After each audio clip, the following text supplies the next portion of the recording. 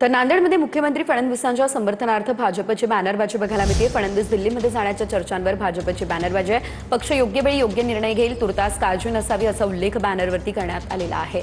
तर काल, आज आणि उद्या देवाभाऊच्या नेतृत्वात महाराष्ट्र सरकार असा उल्लेख या बॅनरवरती आहे। ढोंगी हितचिंतकांनी काळजी करू नये असं देखील या बॅनरवरती लिहिलेलं आहे।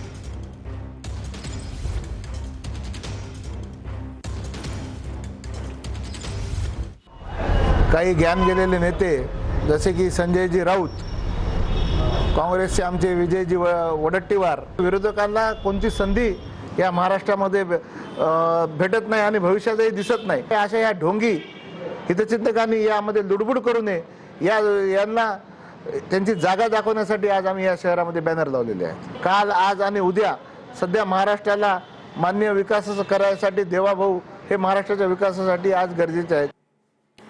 पंतप्रधान नरेंद्र मोदी यांच्या अध्यक्षतेखाली 53वी प्रगती बैठक संपन्न झालेली आहे। रेल्वे, रस्ते, वीज क्षेत्रातील 6 पायाभूत प्रकल्पांचा आढावा यामध्ये घेण्यात आला।